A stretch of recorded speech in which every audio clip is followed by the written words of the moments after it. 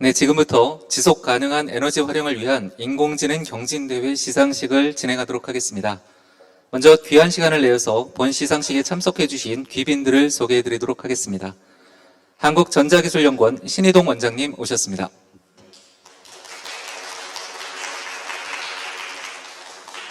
네, 삼성 SDS 이은주 상무님을 소개해 드리겠습니다.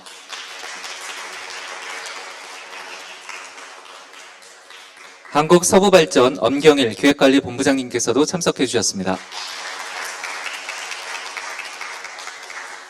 네, 주식회사 아미텍 문정민 대표이사님이십니다. 네, 오늘 바쁘신 중에서도 귀한 시간 내주시어 감사드립니다. 다음은 한국전자기술연구원장님의 개회사가 있겠습니다. 신희동 원장님을 앞으로 모시겠습니다.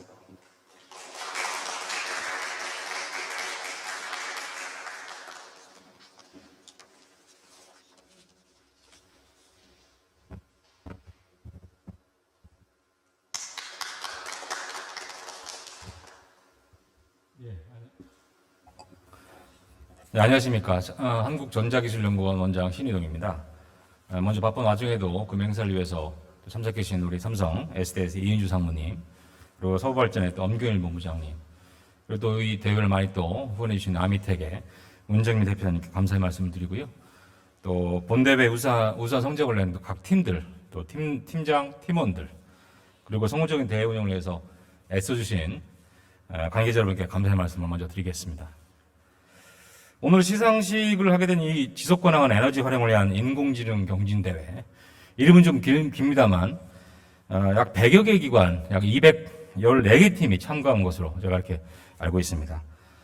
국내 최고의 인공지능 관련된 그런 개발자들, 그리고 다양한 아이디어로 무장한 혁신가들이 선의 경쟁을 통해서 또 지속가능한 에너지 활용을 가능하게 하는 인공지능 모델, 그리고 아이디어를 도출해내서 성공적인 대회였다고 저는 자평하고 싶습니다.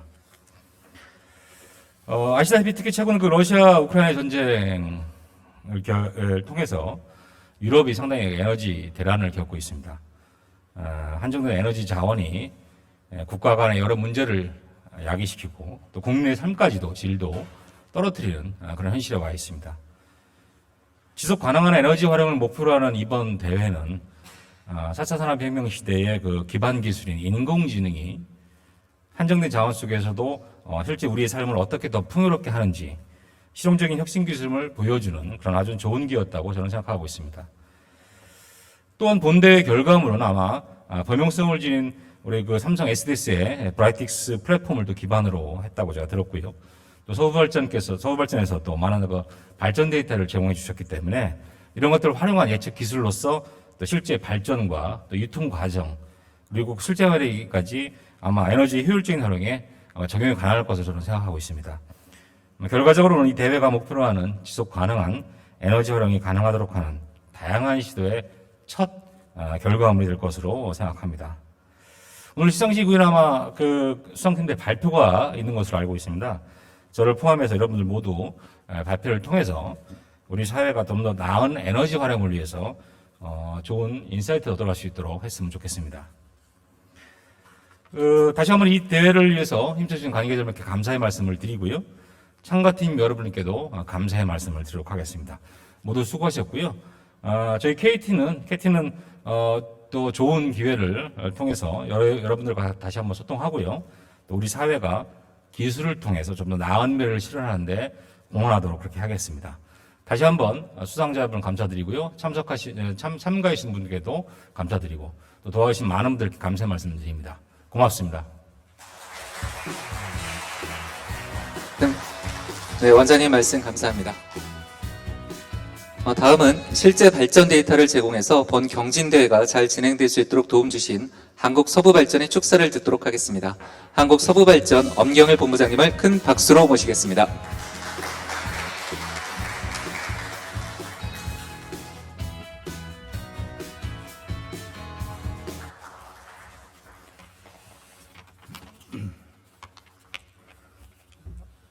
안녕하십니까. 서부발전의 기획관리본부장 엄경일입니다.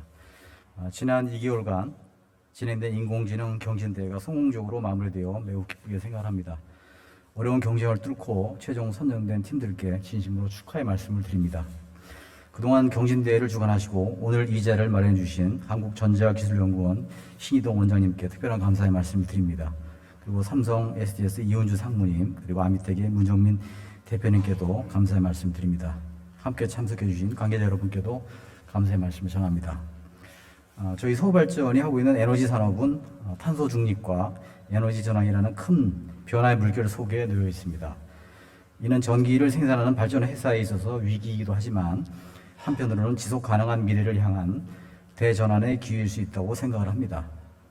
앞으로 에너지 산업의 성장을 위한 핵심 요소 중 하나는 데이터와 디지털 기술이 될 것으로 생각을 합니다. 이를 위해서 에너지 기업들은 양질의 데이터를 개방하고 우수한 기술을 보유한 민간 기업과 협력을 강화해서 신사업을 창출해 나가야 할 것입니다.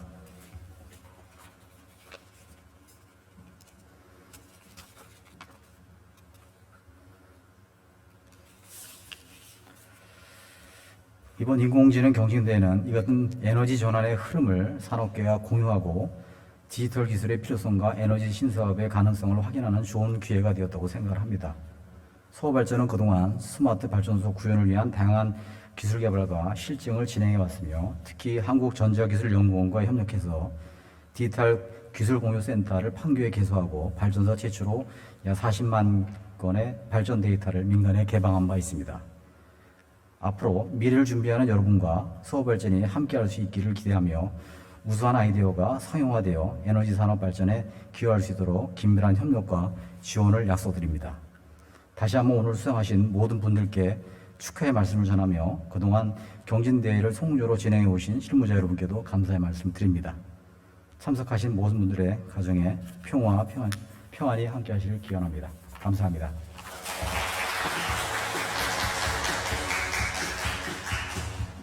앞서 말씀드렸던 것처럼 본대회는 삼성 SDS의 AI 플랫폼인 브라이틱스를 활용해서 재생에너지 발전량 예측 인공지능 모델을 개발하는 트랙 1과 분산 발전 주체 간 효율적 전력 매매를 위한 아이디어를 겨루는 트랙 2로 구분되어 있습니다.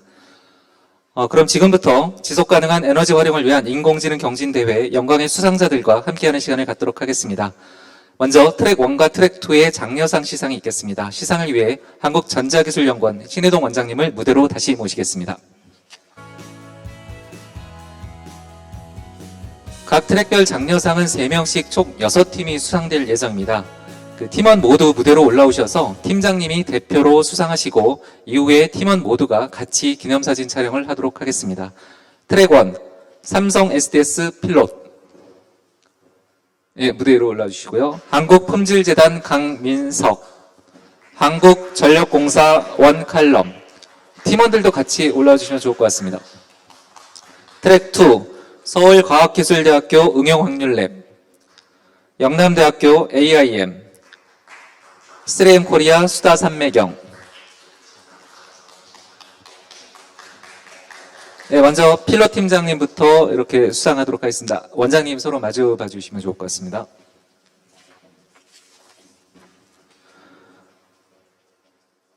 트랙 1 장려상 삼성 SDS 필롯. 위는 지속가능한 에너지 활용을 위한 인공지능 경진대회에서 위와 같이 우수한 성적을 거뒀으므로 이 상장을 수여합니다.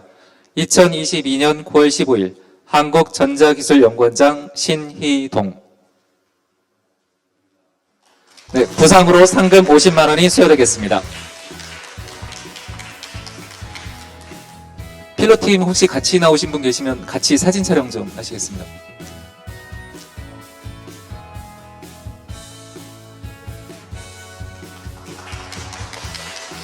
네, 다음 강민석 팀장님 앞으로 모시고 사진 촬영하겠습니다. 트랙 1 장려상 한국품질재단 강민석. 이하 내용은 같습니다. 네, 같이 사진 촬영하도록 하겠습니다.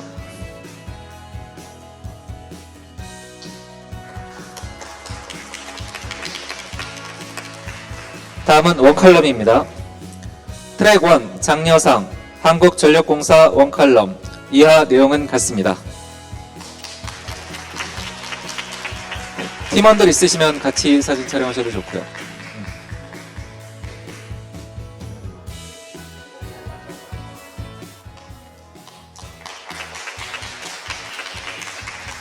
이어서 트랙 2 장려상 시상을 이어가도록 하겠습니다. 응용 확률 랩 트랙 2 장려상 서울과학기술대학교 응용 확률 랩 이하 내용은 같습니다.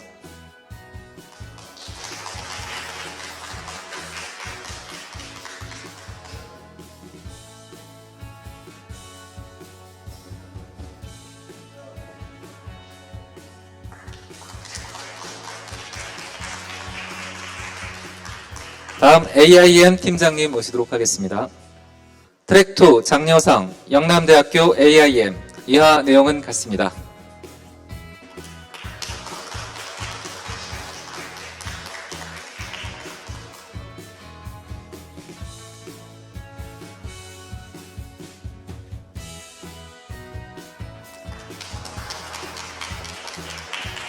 네, 장려상 마지막입니다. 수다 삼매경팀 앞으로 모시겠습니다.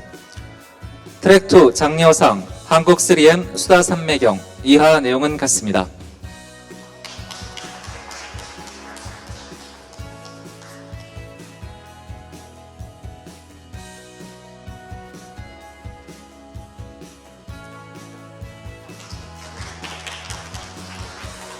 예, 다시 한번 수사자분들 모두께 축하 박수 드리겠습니다. 모두 자리로 이동해 주시기 바랍니다.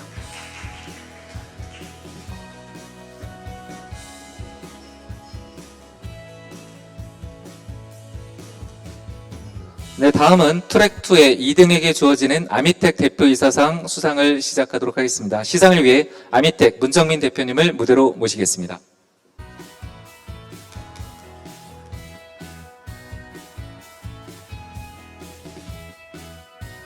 네, 호명하는 팀은 무대로 올라와 주시기 바랍니다. 숭실대학교 하이파이브. 네, 팀원분들도 같이 올라와 주시면 좋겠습니다.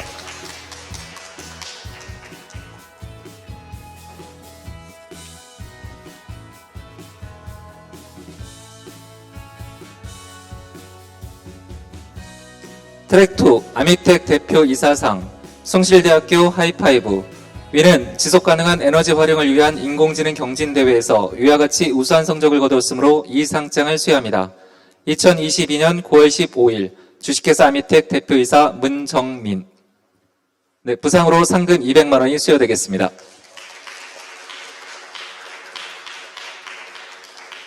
네, 같이 기념사진 촬영하도록 하겠습니다.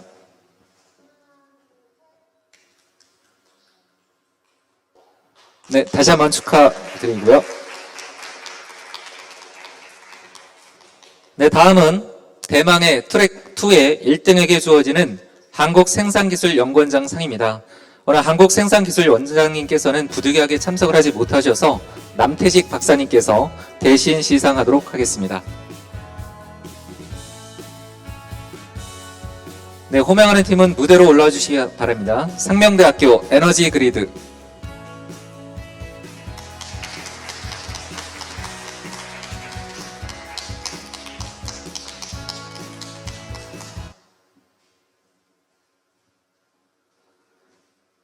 네, 트랙2 한국생산기술연구원장상 상명대학교 에너지 그리드 위는 지속가능한 에너지 활용을 위한 인공지능 경진대회에서 위와 같이 우수한 성적을 거두었으므로 이 상장을 수여합니다.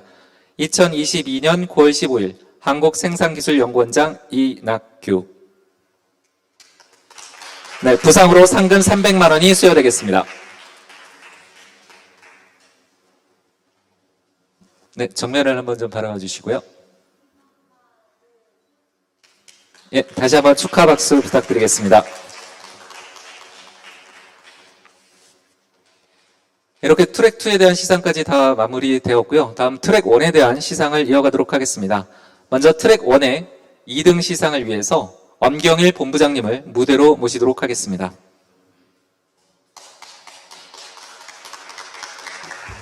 네, 호명하는 팀은 무대로 올라와 주시기 바랍니다. KT 에이블스쿨 에이블.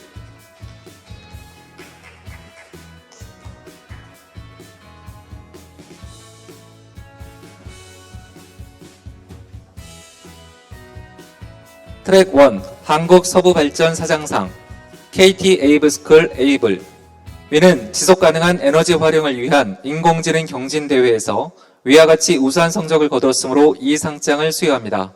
2022년 9월 15일 한국서부발전 사장 박형덕. 네, 부상으로 상금 300만 원이 수여되겠습니다. 팀원분들도 같이 써주시고요. 좀 환하게 웃으시면서 사진 촬영해 주시면 좋을 것 같습니다.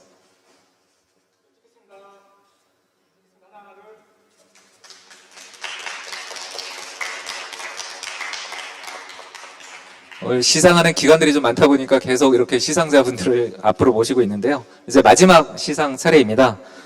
한국전자기술연구원 신혜동 원장님을 마지막으로 무대로 모시고 트랙 1의 1등 시상을 이어가도록 하겠습니다.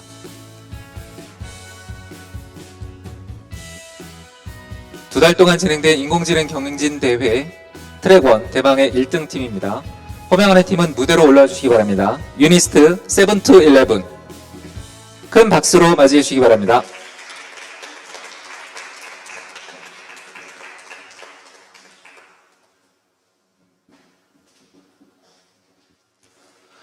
트랙 1 한국전자기술연구원장상 유니스트 7-11 위는 지속가능한 에너지 활용을 위한 인공지능 경진대회에서 위와 같이 우수한 성적을 거두었으므로 이 상장을 수여합니다. 2022년 9월 15일 한국전자기술연구원장 신희동. 네, 부상으로 상금 500만 원이 수여되겠습니다. 진심으로 축하드립니다.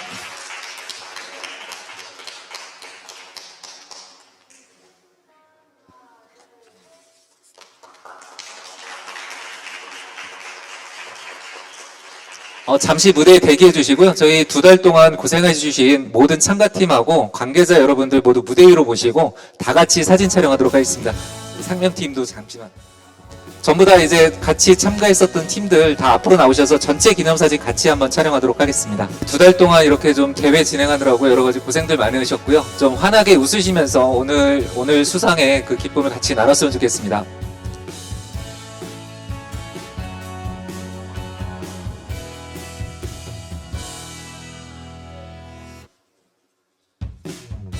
좀 더 환하게 웃으시면서 이렇게 좀 찍어주시면 좋을 것 같습니다. 하나, 둘, 셋, 화이팅!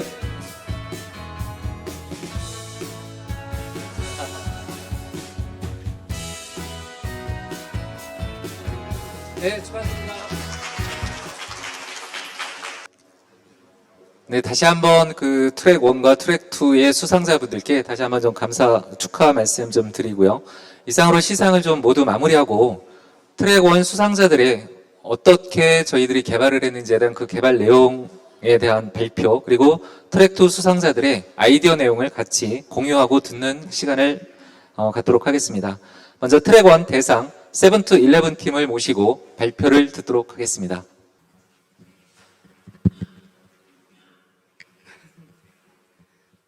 안녕하세요. 발표자 이경화입니다.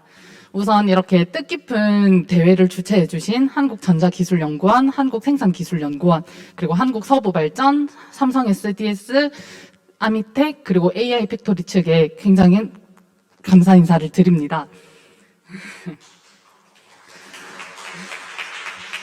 저희 팀은 김가영 팀장님을 필두로 해서 이현석, 안혜림, 이경화, 김정현으로 5명으로 이루어져 있고, 울산 배울랑교에서 만나 AI를 공부하면서 이제 대학원생과 일반인으로 구성되어 있는 팀 7-11입니다. 저희 팀의 발표는 다음과 같은 순서로 진행하도록 하겠습니다. 먼저 브라이틱스 스튜디오의 전체 맵입니다. 우선 풍력 예측 모델과 태양광 예측 모델이 크게 두 가지로 있고, 풍력 예측에서 사용되는 기압 피처를 위한 기압 예측 모델이 있습니다. 이에 대해서는 추후에 다시 자세히 발표하도록 하겠습니다. 저희는 17시 이전에 생성된 예보 데이터 중에 가장 근접한 시간이 14시이기 때문에 풍력과 태양광 둘 다 14시 기준 예보 데이터를 활용했습니다. 주최 측에서 제공해 주신 피처 외에도 기상청에서 예보 데이터를 추가 수집하여서 총 9가지 기상 정보를 포함하는 트레인과 테스트 데이터를 생성했습니다. 이 외에도 저희는 다양한 피처를 생성하기 위해서 외부 데이터를 사용을 했는데요. 풍력 같은 경우에는 기압 관측 데이터를 사용을 했고, 태양광 같은 경우에는 양력 정보, 출몰 시각 정보를 추가 수집하여 사용했습니다. 다음은 전처리 과정입니다. 먼저 풍력 데이터의 경우에는 박스친 부분과 같이 풍속에 비해 타겟값이 지나치게 낮은 값이나 일정 기간 이상 0으로 지속되는 경우 이상치로 간주해서 제거했습니다.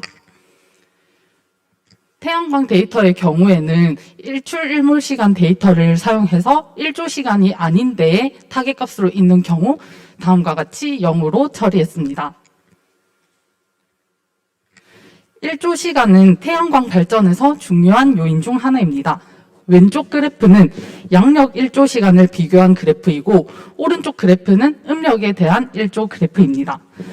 주황색이 2021년도이고 파란색이 2020년도인데요. 양력 같은 경우에는 2020년도와 2021년도에 1조 시간이 차이가 확연히 나고, 음력 데이터 같은 경우에는 차이가 나지 않기 때문에 저희 팀은 음력 데이터를 사용하기로 했습니다. 이렇게 전처리를 한 후에 피처 엔지니어링을 시행했습니다. 저희는 우선 풍력 데이터에서 풍력 발전 특성 분석을 위해 여러 논문을 찾아본 결과 풍력 에너지가 에너지 밀도로 평가된다는 것을 알게 되었습니다. 에너지 밀도는 공기 밀도에 비례하고, 공기 밀도를 구하려면 기압 데이터가 필요했습니다. 그래서 저희 팀은 기압 데이터는 관측 데이터만 있었기 때문에 기압을 예측하는 회귀 모델을 생성하기로 했습니다. 기상청 예보 데이터와 기압 관측에 대한 5년간 데이터를 추가 수집하여 랜덤 포레스트 모델을 이용을 해서 기압을 예측하였습니다. 그래서 2022년도 5월, 6월 기압을 예측해서 피초로 추가를 했고, 기압과 온도를 이용해서 공기 밀도 피처를 생성했습니다. 오른쪽 아래 그래프를 보시다시피 타겟값과 기압과 공기 밀도 변수 중요도가 높음을 확인했습니다.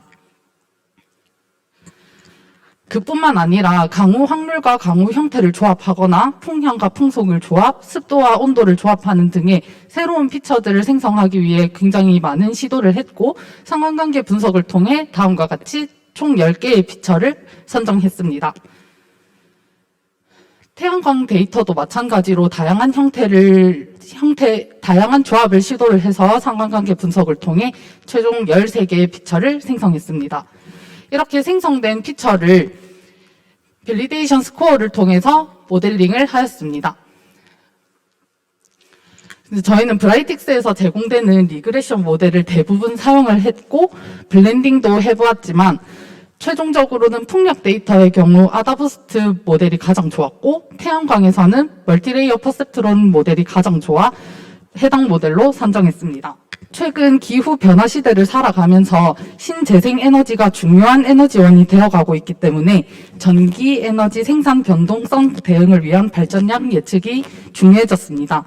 따라서 앞으로 이러한 예측 모델의 중요성이 커지고 있기 때문에 고도화에 대한 작업도 계속적으로 필요하다고 생각됩니다.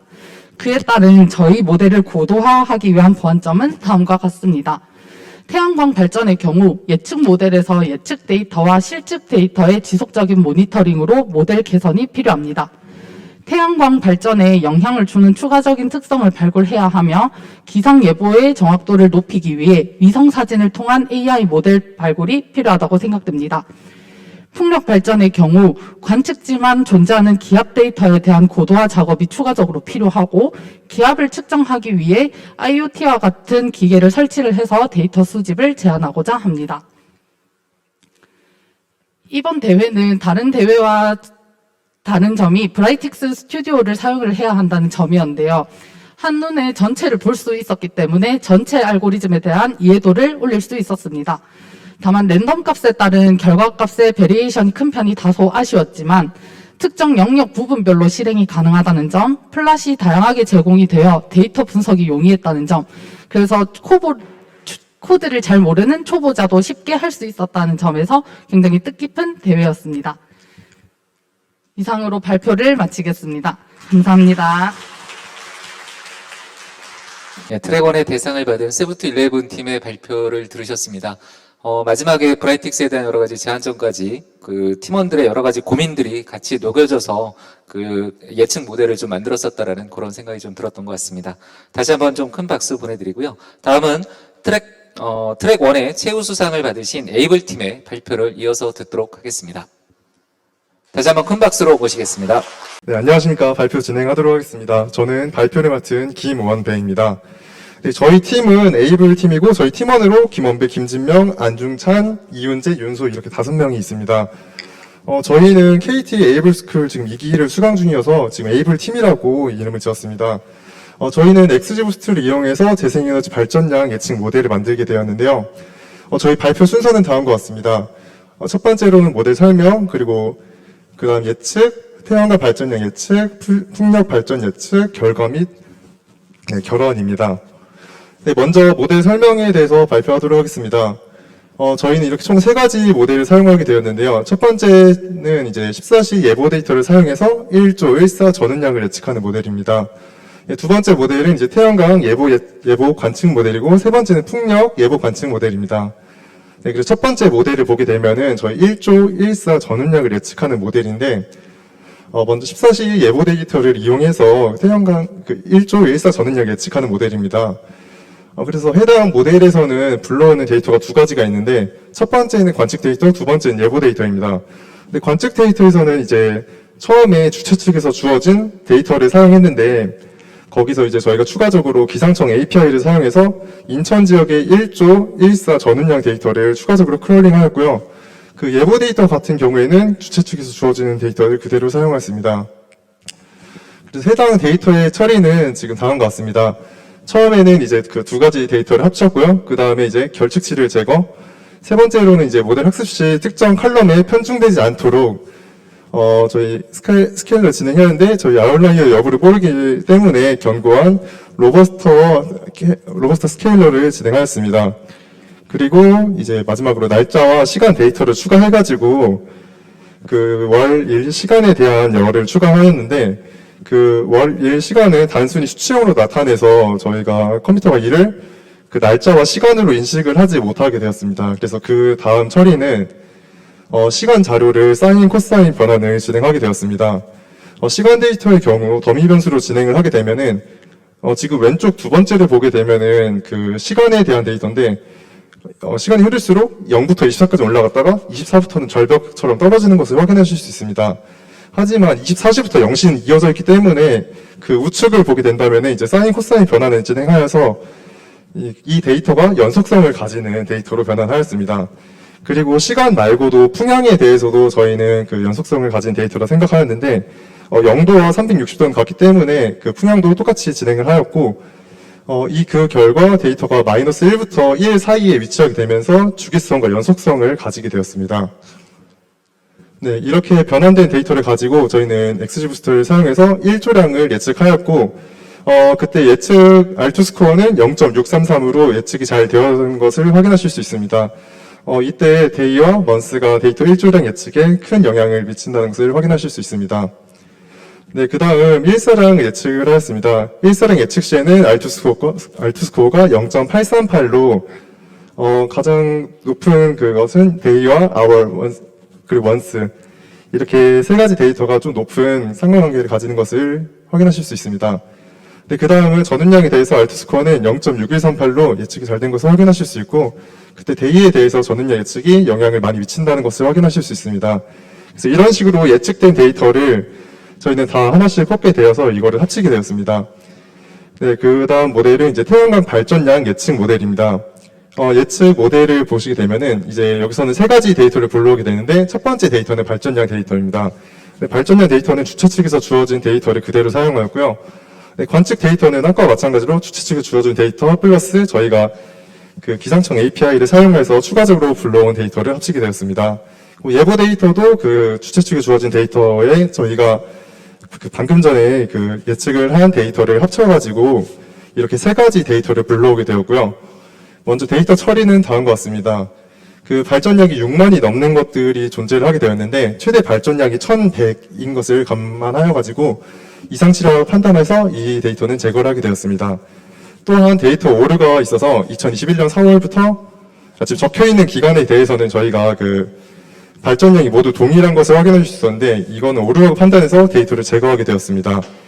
그리고 발전 데이터는 분석 단위가 시간 단위로 되어 있었는데 저희는 일별 평균 발전량을 예측해야 되기 때문에 시간 단위 데이터를 일 단위 데이터로 변경하였습니다. 그리고 마지막으로 결측치에 해당하는 값을 모두 제거하였습니다. 그리고 기상 관측 데이터에서는 저희가 필요한 데이터를 불러오고 데이터 타입 문자형, 나머지는 모두 수치형으로 변경을 해준 다음에 시간 49도 통일해주고 결측치에 해당하는 값을 모두 제거해 주었습니다. 네, 그렇게 검증 데이터 셋과 예측 데이터 셋을 분류를 하였고, 검증 데이터 셋은 이제 적혀 있는 2026 9월 1일부터 4월 30일까지 진행하였고, 이제 3월 이전까지는 실제 관측 데이터를 사용해서 데이터를 훈련시켰고, 3월 이후로는 저희가 14시 예보 데이터를 사용해서 이제 예측한 데이터를 이제 모델 검증하는 데 사용하였습니다. 네, 마찬가지로 예측 데이터도 해당 기간만큼 진행을 하였습니다. 네, 그리고 필요한 데이터셋에 대해서는 저희가 발전량 데이터를 결합을 하였습니다. 네, 그리고 월 1 시간에 해당하는 컬럼을 생성하였고, 이제 학습 시 특정 컬럼이 편중되지 않도록 스탠다드 스케일러를 적용하였습니다. 네, 그리고 사인 코사인 변화를 통해서 또다시 시간에 대해서 주기성을 가지도록 변환을 해주었고요. 네, 그 결과 XG 부스터를 사용했을 때 MA가 8.706으로 태양광 발전량을 잘 예측하고 있다고 확인할 수 있습니다. 저희는 최종 제출 모델을 최종 제출 모델을 이렇게 해서 태양광을 진행하였고요.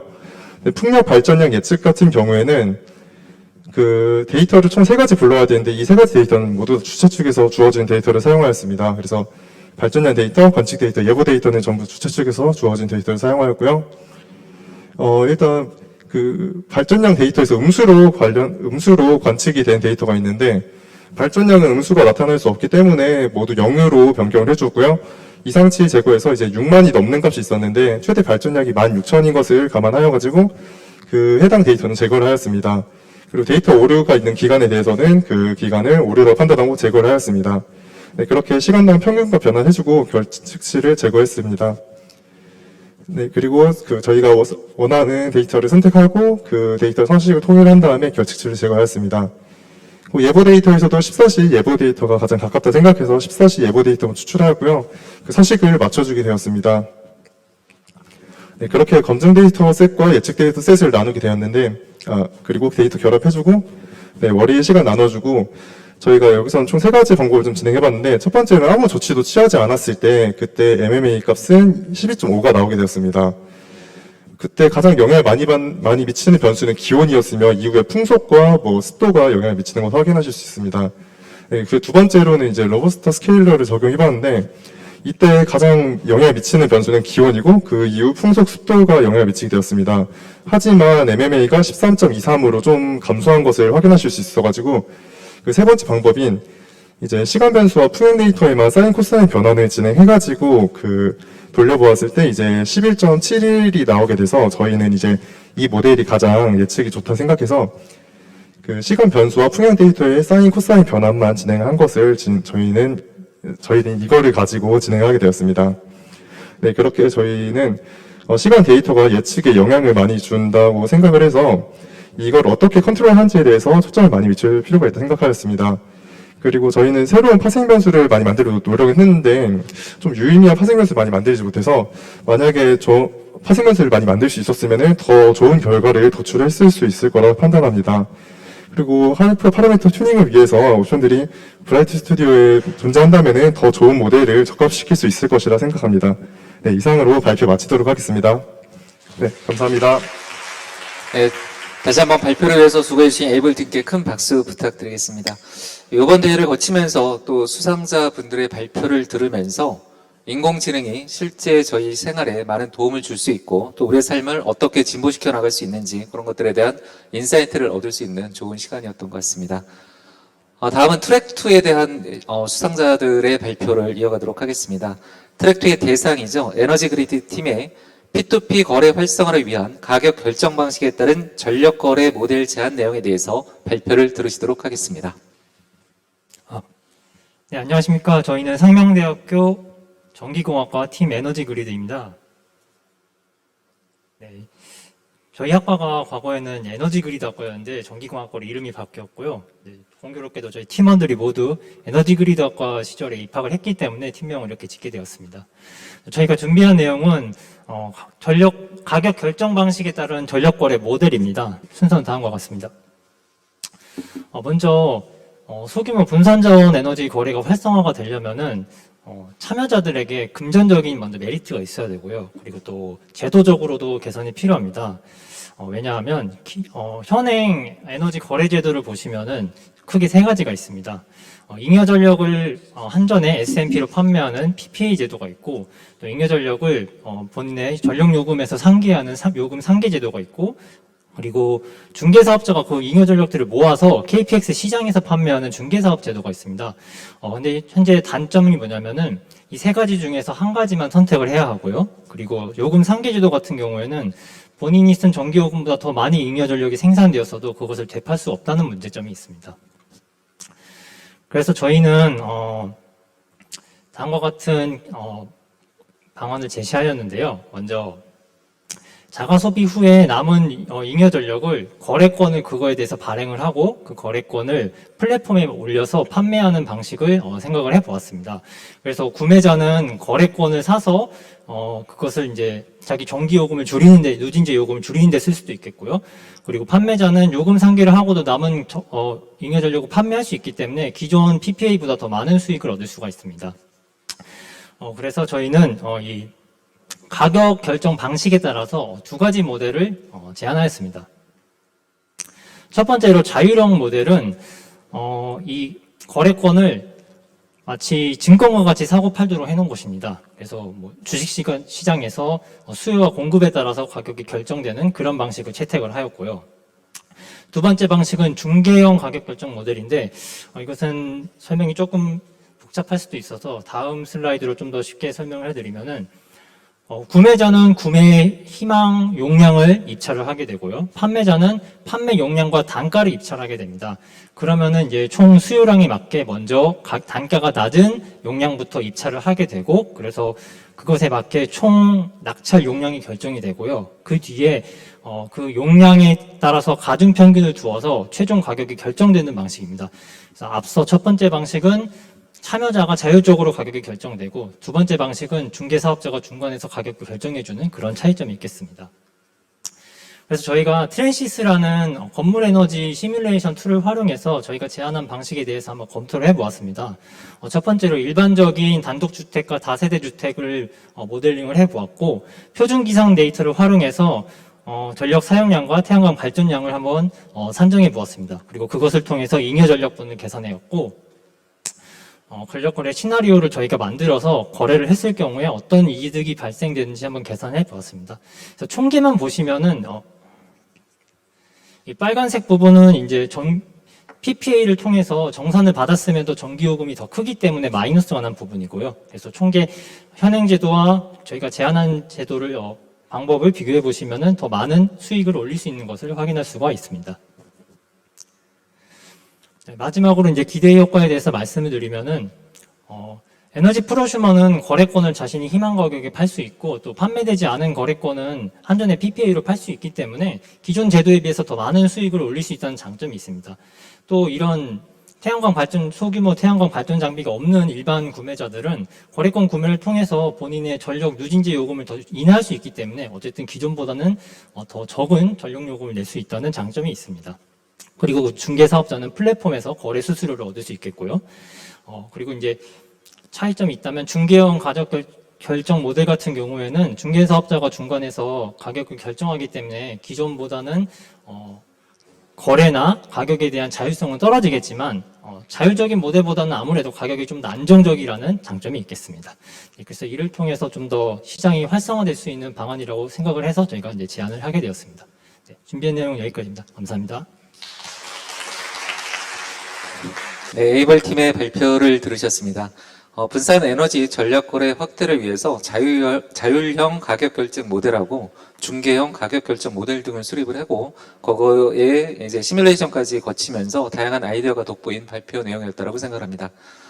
다음은 트랙 2의 최우수상 하이파이브 팀의 발표를 들으시겠습니다. 하이파이브 팀에서는 솔라 시스템, 솔라 시도에 대해서 발표를 좀 준비했는데요. 관련된 내용을 들으시겠습니다. 네, 안녕하세요. 저희는 누진제와 게시별 요금제를 기반으로 P2P 전력 매매 방안 아이디어를 기획한 솔라 시도를 기획한 하이파이브입니다. 네, 저희 팀의 경우 5명으로 이루어져 하이파이브라는 이름을 지었고요. 저희의 목적입니다. 저희 아이디어는 제한 배경 및 목적, 그리고 누진제 기반의 요금제, 게시별 요금제, 그리고 기대효과 순으로 순서대로 설명드리겠습니다. 산업통상자원부에 따르면 2040년까지 재생에너지 발전 비중을 최대 34%로 확대하고 분산 전원 발전 비중을 30%로 확대할 예정입니다. 이를 위해서는 자가용 태양광과 전력거래 시장 활성화 정책에 대한 필요성이 부각되었고요. 한국에너지공단 신재생에너지센터에 따르면 그림과 같이 태양광 누적 보급 용량 중 소규모 태양광 발전 비율이 빠르게 증가하는 추세입니다. 네, 따라서 저희는 이를 바탕으로 두 가지 모델을 제안하고자 합니다. 현재 시행되고 있는 누진제 기반의 아이디어입니다. 누진제 기반 요금제는 실시간 자동 거래를 할 수 있고 무분별한 소비를 방지할 수 있으며 참여 가능성을 확장하는 데 목적을 두고 있습니다. 네, 이에 따른 자동 전력 거래 알고리즘입니다.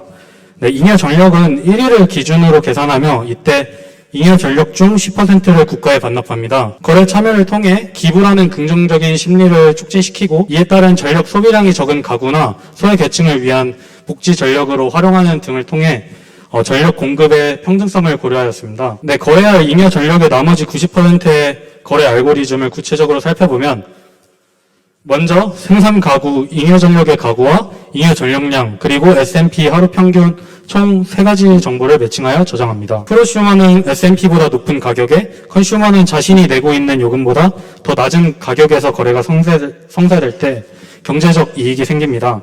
두 값을 비교하기 위해 누진제를 1kWh당 요금으로 계산합니다. 해당 값을 PW라 지정하였고 다음과 같은 식으로 자신이 내고 있는 요금이 얼마인지를 계산합니다. 그로써 S&P와 PW를 비교하여 S&P보다 PW가 높은 컨슈머를 선별합니다. 거래 조건에 맞는 컨슈머는 본인이 내고 있는 누진제 요금을 고려하여 S&P와 PW의 중앙값, 즉 다시 평균을 거래 가격으로 지정을 하였고요.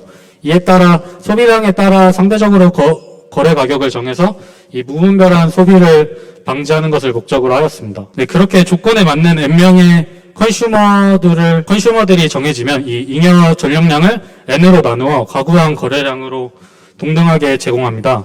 네, 필요도에 따라 비례하여 제공하지 않고 동등하게 제공함을 통해 공정한 거래를 추가하였습니다. 마지막으로 이때 불필요한 분배를 방지하고자 홀트 윈터스 방법으로 예측한 소비량과 거래량을 비교합니다. 일단 예측 소비량이 거래량보다 많으면 거래가 성사가 되고요. 네, 그렇지 않으면 해당 가구를 제외한 N-1명에게 재분배를 함으로써 이 불필요한 분배를 방지하고자 하였습니다. 그 외 잉여 전력 판매 기간 및 판매 범위 설정과 같은 부가 서비스로 프로슈머와 컨슈머 둘의 그 자율성과 선택권을 높여 개인의 선호도에 따라 맞춤형 거래 방식을 제공합니다. 이에 따라 프로슈머와 컨슈머는 다음과 같이 경제적 효과를 얻게 됩니다. 두 번째는 게시별 요금제입니다. 게시별 요금제에 따라 가정용 전기 요금을 부과하고 월별로 P2P 전력 거래를 할 때 프로슈머와 컨슈머의 의사결정에 따라 요금을 부과하는 비즈니스 모델을 제안하였습니다.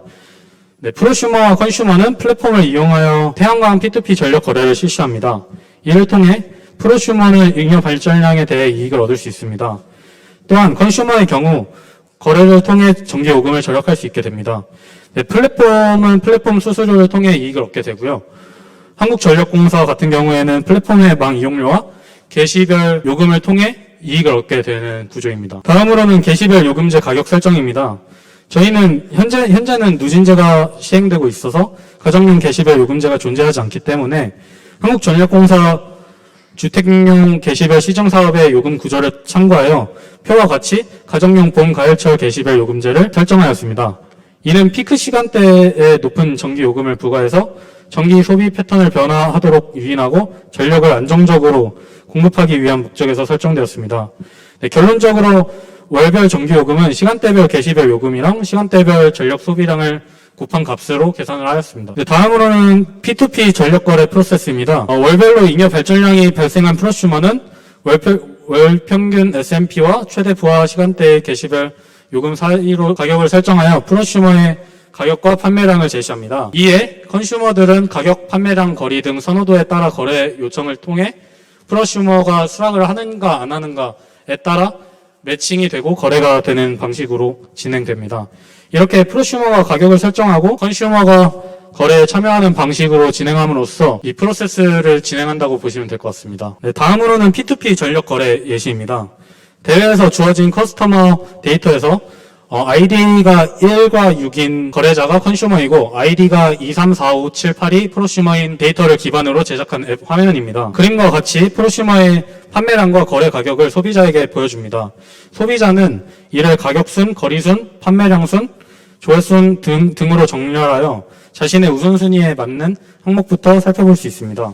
소비자는 자신의 소비량과 거래 가격을 고려하여 원하는 프로슈머를 선택하고 거래를 요청하게 됩니다. 프로슈머는 거래 요청을 보고 거래 여부를 결정하게 됩니다.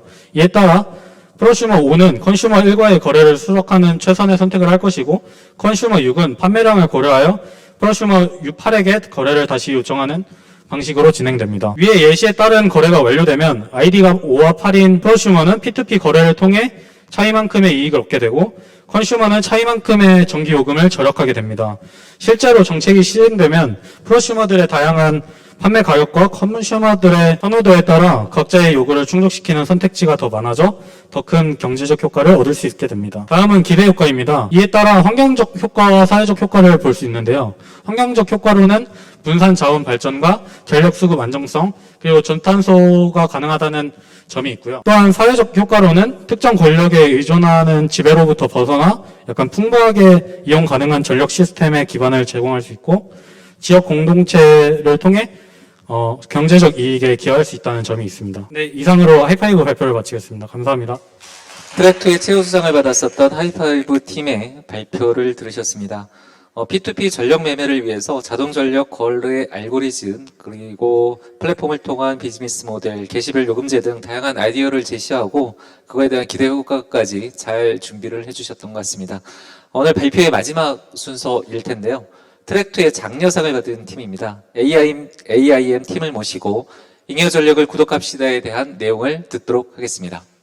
큰 박수로 발표자를 모시도록 하겠습니다. 안녕하십니까. 저는 팀 AIM의 뒷부를 맡은 조강식입니다.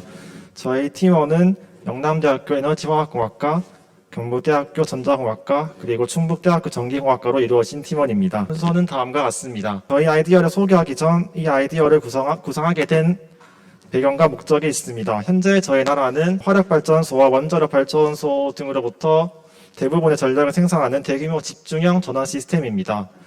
즉 생산된 전기를 멀리 보내기 위해 많은 송배전망이 필요하며 이 과정에서 전력의 손실도 발생합니다. 이런 문제점을 해결하기 위해 자생적으로 에너지를 공급할 수 있는 모델이 필요하고 친환경적인 신재생 에너지 자원을 이용하는 동시에 송배전망의 시설을 간편화하고 효율성을 높일 수 있는 소규모 분산형 전원의 도입이 필요하다고 생각하였습니다. 또한 최근 세계적으로 개인과 개인 간의 거래인 P2P가 가능한 전력 거래의 자유화가 이루어지는 시스템이 시범적으로 사업화되고 있는 추세입니다.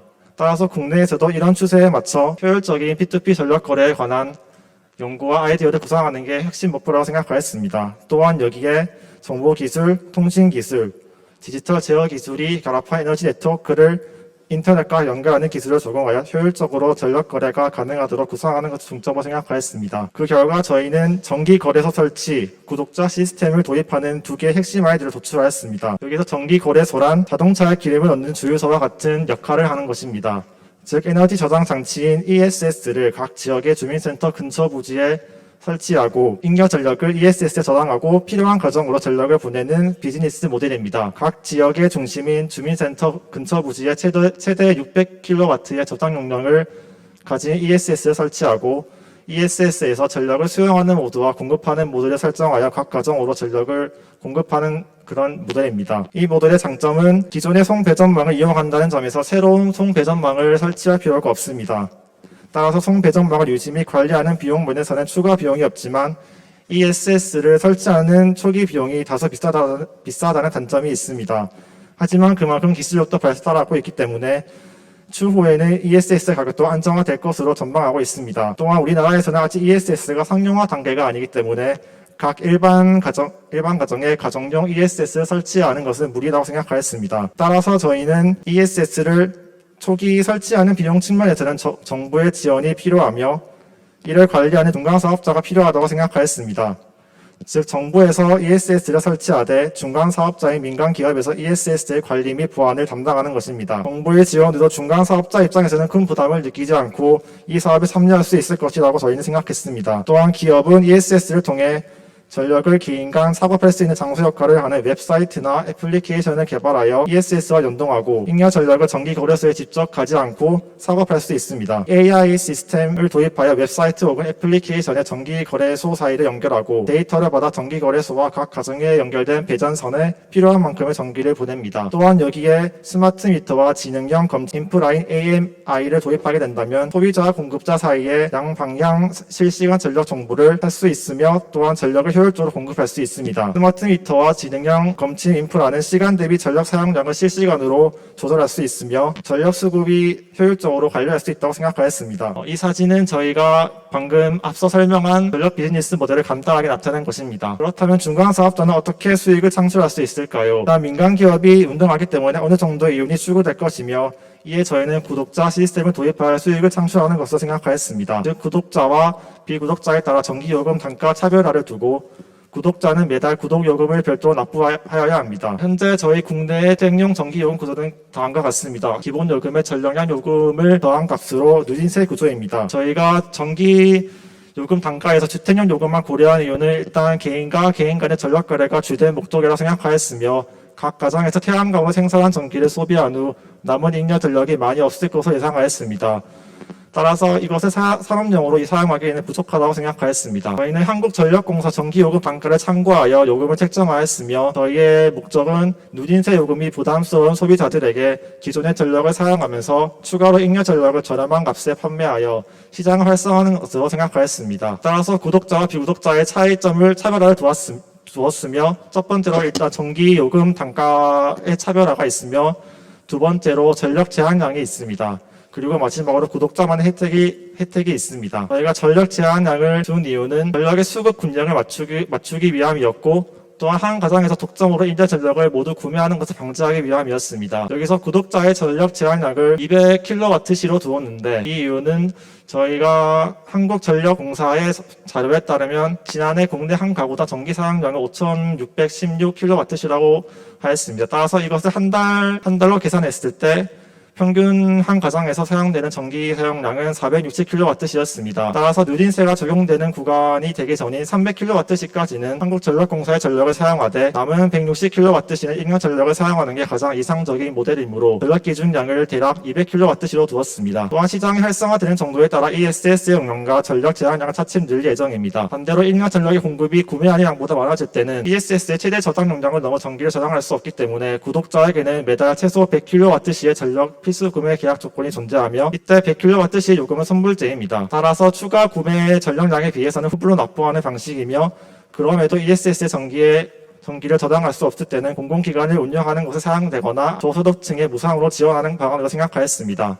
또한 인구수가 적은 지역에서는 수요가 적기 때문에 다른 지역의 전기거래소와의 전력 거래도 가능합니다. 구독자만의 혜택은 최초 구독 가정에 한해 한 달간 무료로 잉여 전력을 이용 가능하며 이때 전력 제한은 존재합니다. 또한 1년 이상 구독한 정기 구독자는 VIP로 관리되며 VIP가 된 정기 구독자는 구독요금을 납부하지 않아도 되며 매달 납부하는 요금은 10% 청구 할인을 받을 수 있습니다. 생산자 혜택도 있습니다. 생산자는 추후 6개월 동안 매달 80kW의 전력을 판매할 시 추후 태양광을 추가로 설치할 때 보조금을 추가로 지원받을 수 있습니다.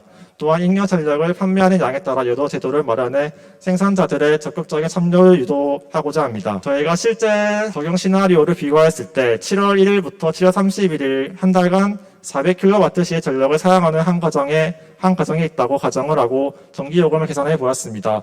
첫 번째 요금이 이제 기존 항전 전력만 사용하였을 때 기존 요금이며 두 번째는 구독자 300kWh는 누진세화 되기 전까지 300kWh 전기는 한전 전력을 사용하고 나머지는 인력 전력을 사용하는 것입니다. 따라서 최종 계산을 다 해보았을 때 저희는 구독자가 되고 그리고 한전 전력을 누진세가 되기 전까지 사용하는 시나리오가 가장 이상적으로 생각하였습니다. 마지막으로 기저효과에 대해 소개하겠습니다. 첫 번째로 경제성입니다. 저희의 제도가 도입되었을 때 일반 한 가정에서 65,640원의 전기요금을 절약할 수 있으며 새로운 일자리 창출도 할 수 있습니다. 개통 운영 측면에서 저희가 앞서 말했듯이 기존의 송배전마가 이용하기 때문에 신규로 송배전마가 설치할 필요가 없습니다. 마지막으로 이 제도가 활성화된다면 자연스럽게 분산 발전 비율도 증가할 것으로 예상되며 최종적으로 탄소 중립 현실화에 이바지할 수 있을 것으로 기대하고 있습니다. 이상 발표를 마치도록 하겠습니다. 감사합니다.